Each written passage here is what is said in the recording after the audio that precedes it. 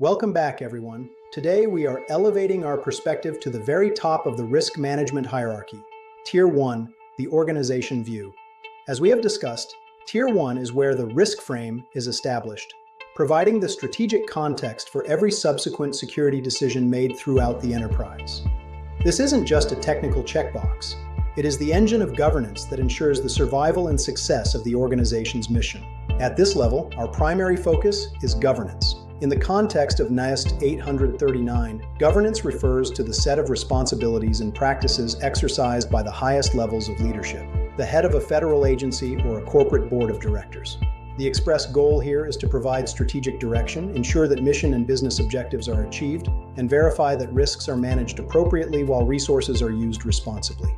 Because different sectors like finance, legal, and IT require specialized expertise, governance is often organized by sector, though a unified approach is the gold standard for consistency. To understand if we are succeeding at Tier 1, we look for 5 specific outcomes. Strategic alignment, ensuring risk management decisions are consistent with organizational goals and support the missions and business functions.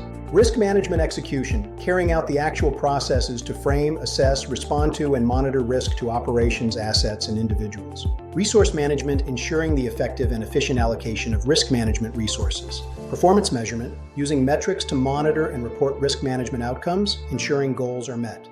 Value delivery, optimizing investments in risk management to support organizational objectives. To coordinate these outcomes, organizations must establish a risk executive function.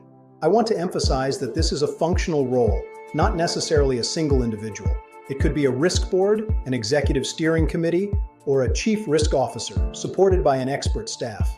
This function serves as the common risk management resource for everyone from the CIO to the system owners at Tier 3. The duties of the risk executive are extensive. They coordinate with senior leaders to establish roles and responsibilities and develop the organization-wide risk management strategy.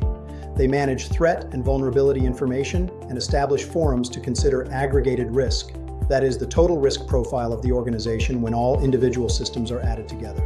They also serve as the focal point for sharing risk information with external partners, like information sharing and analysis centers, ISACs, or computer emergency response teams, CERTs. One of the most complex tasks at Tier 1 is the determination of risk tolerance.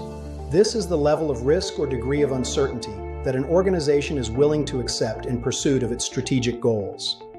This tolerance is a key element of the risk frame and affects every other step in the process. For instance, a less risk-tolerant organization might require massive amounts of evidence and mature, proven safeguards before deploying a new tool.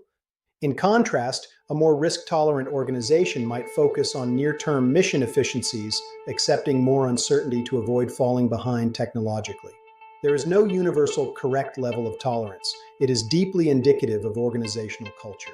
This tolerance directly shapes our investment strategies. We must recognize that we have finite resources. At Tier 1, we decide which missions are most critical and therefore deserve the lion's share of the risk management budget. We also have to decide how we deal with different threat levels. If we are defending against common hackers or cyber vandals, we might focus on Tier 3 investments like basic security controls and patching. However, when we face an advanced persistent threat, APT, the strategy must change. An APT is a sophisticated adversary, often a nation-state or terrorist group that uses multiple attack vectors to establish a permanent foothold for exfiltrating data or sabotaging missions. Because standard commercial solutions often cannot stop these actors, Tier 1 must purposefully invest in leading-edge security research, experimentation, and development. This represents a shift from simple vulnerability management toward a long-term strategy of system resilience, ensuring systems can operate even while under stress or in a debilitated state. Finally, leadership must decide on a governance model. NIST identifies 3 primary approaches: centralized governance. Authority and decision-making power are vested solely in central bodies, providing high consistency but less autonomy for subordinate units. Decentralized governance. Authority is delegated to individual subordinate organizations, such as different bureaus within a department, allowing them to tailor security to divergent needs.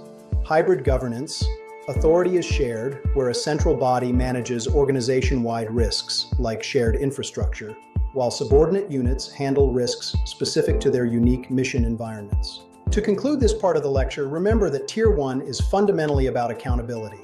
Senior leaders must take ownership of their risk decisions, acknowledging and explicitly accepting the resulting mission and business risk.